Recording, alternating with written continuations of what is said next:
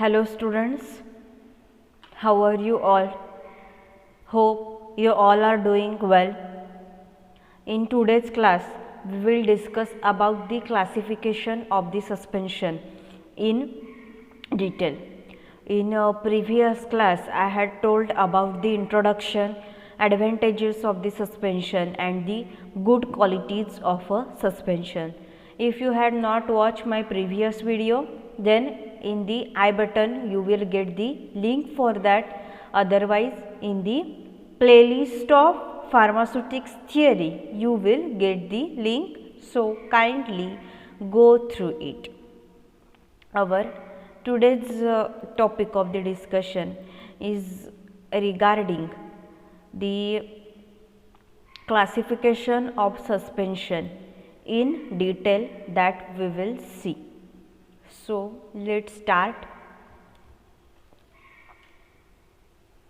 In the previous class, I had discussed about the general classification of suspension, that is, it is divided into the oral dosage form, topical preparations and parenteral preparations and ophthalmic suspension. This was the general classification of suspension. Next, we will see about the classification of suspension based on the different types. So, first is based on the physical state, means based on that form, whether it's a liquid, whether it's a semi solid form or whether it is in the foam like form. Foam असतात त्या फॉर्ममध्ये. त्याच्यामध्ये तीन type आहेत सस्पेन्शनचे. First आहे ते म्हणजे suspension, second फोममध्ये जे असतात म्हणजे ज्याला काय येतो फेस येतो, फोम असतात ते, आणि third one it's aerosols preparations असतात. मीन्स एरोसोल त्याच्यामध्ये तुमचा मूव स्प्रे असेल और रेली स्प्रे आहे, हे सगळे एरोसोल या फॉर्ममध्ये येतात. देन नेक्स्ट सी,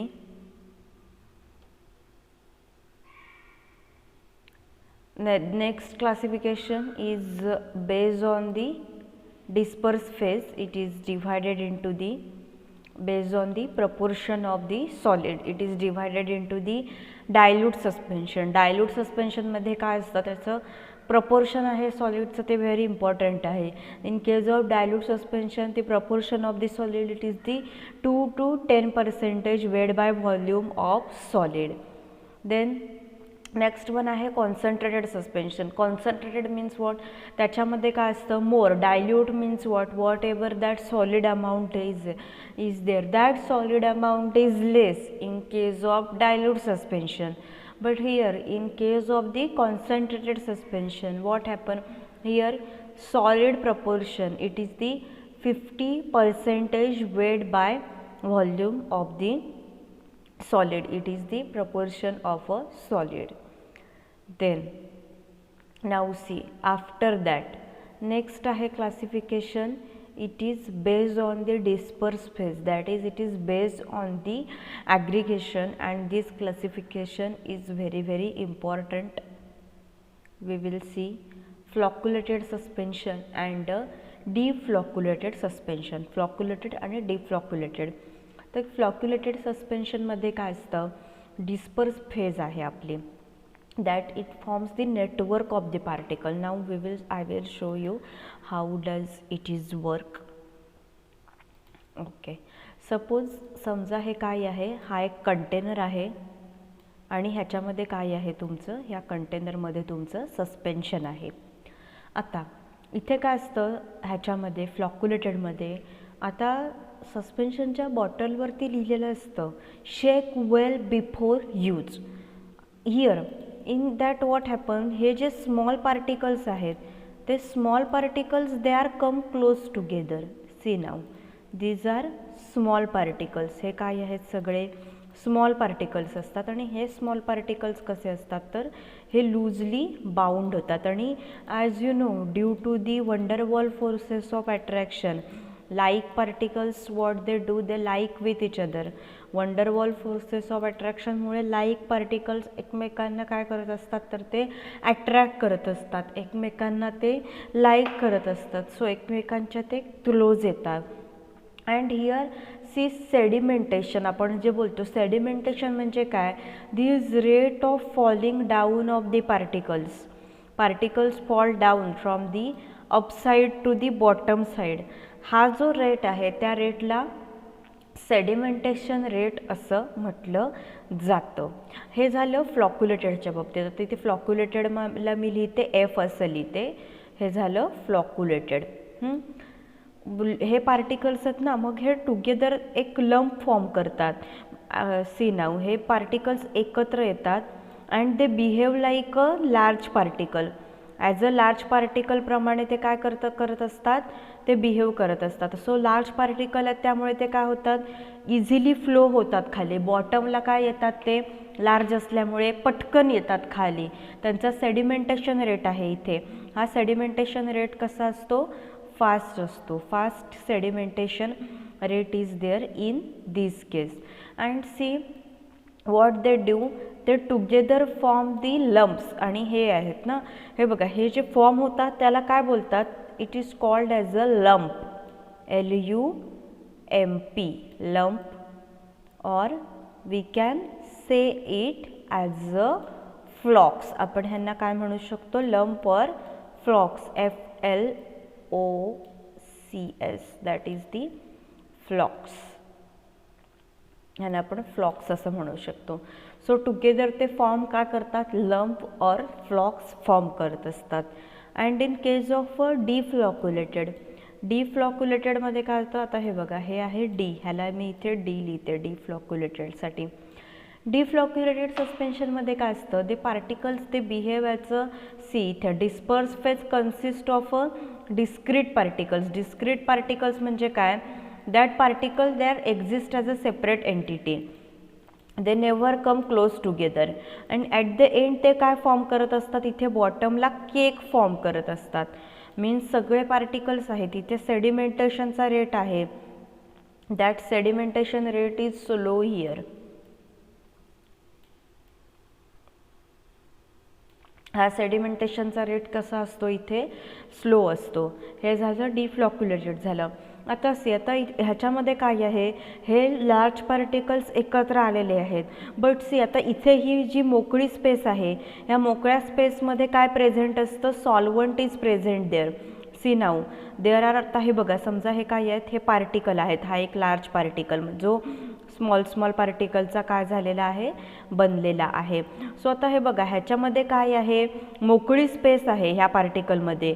त्या मोकळ्या स्पेसला काय म्हणतात, वॉइड्स. ओके, VOIDS,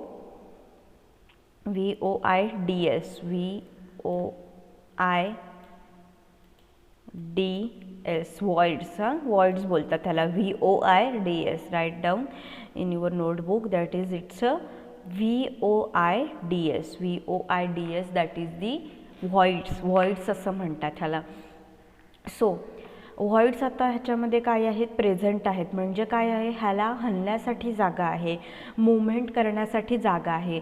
इथे काय असतं, हे सगळे काय आहेत, large particle. Okay, so but हे कसे आहेत, लूजली अरेंज असतात ते.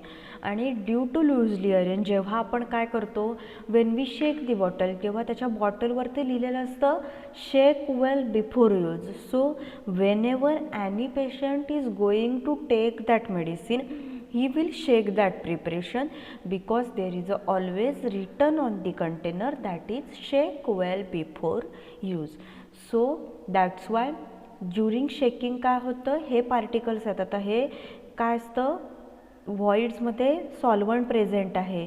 सो सॉल्वंट आणि पार्टिकल्स काय होतात, सगळे युनिफॉर्मली डिस्ट्रीब्यूट होतात, त्याचं रिडिस्पर्शन होतं. याच फेनॉमेनॉनला म्हटलं जातं तर रिडिस्पर्सिबिलिटी. रिडिस्पर्सिबिलिटी म्हणजे काय, की आता ह्याच्यामध्ये काय आहे, सॉल्वंट प्रेझेंट आहे, म्हणजे व्हेइकल प्रेझेंट आहे. जेव्हा हे जे पार्टिकल्स आहेत, ते पार्टिकल्स काय होत असतात, इथे युनिफॉर्मली काय होतात, ते मिक्स होत असतात, युनिफॉर्म डिस्ट्रीब्युशन होत असतं त्या पार्टिकल्सचं. दॅट इज नोन ॲज, त्याला काय म्हटलं जातं, दॅट इज दी रिडिस्पर्सिबिलिटी असं म्हटलं जातं त्याला. हे काय झालं, हा रिडिस्पर्सिबिलिटीचा फेनॉमेनॉन झाला. इथे सेडिमेंटेशनचा रेट बघा, इथे स्लो असतो, बरोबर स्लो रेट आहे सेडिमेंटेशनचा. आणि इथे लार्ज पार्टिकल आहेत. आपण कधी म्हणतो की आयडियल आपलं काय असतं, पार्टिकल साईज ही स्मॉल असली पाहिजे, स्मॉल असल्यामुळे असं आपण म्हणतो. बट सी हिअर, इथे काय असतं, हे क्विक यूजसाठी, म्हणजे काय की आपल्याला जर त्याचा क्विकली यूज करायचं आहे then this suspension is okay, but for the long term use and for the stability point of view this flocculated suspension is always preferred. हे जे फ्लॉक्युलेटेड सस्पेन्शन आहे ते काय केलं जातं, नेहमी प्रेफर केलं जातं. ह्याचा सेडिमेंटेशन रेट स्लो असतो आणि हे स्लोली काय होतं म्हणजे हे सेटल व्हायला ह्याला काय लागतील, 7 दिवस लागतील, 1 वीक लागेल, 7 डेज लागतील, 1 वीक लागेल, और 30 डेज लागतील ह्याला काय होण्यासाठी, सेडिमेंट होण्यासाठी, स्टेबल म्हणजे. आणि बट ते काय होईल, जेव्हा आपण बॉटल शेक करणार दॅट टाईम हे काय होणार नाहीत, व्हेकलसोबत डिस्ट्रीब्यूट होणार नाहीत, कारण इथे हे काय फॉर्म करत असतात तर बॉटमला they are going to form the cake at the bottom of the container. So from the pharmaceutical point of view, from the market point of view and from the stability point of view, the flocculated suspension is always considered as a good and stable suspension. So in your exam the question is asked to you, write down the difference between the flocculated suspension and deflocculated suspension. So they are act as a network of the particle. It consists of the discrete particles that is exist as a separate entity. Sedimentation rate is fast, sedimentation rate is slow. Then they are the loose aggregates. Together they form the lump of the particles. They do not form the lump, they are exist as a separate entity. They are more stable and these are not stable.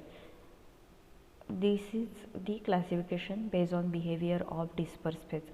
Next after that we will see the based on the dispersed particles. So how we will see now. See, based on the dispersed particles, molecular dispersion is there, then colloidal dispersion and coarse dispersion.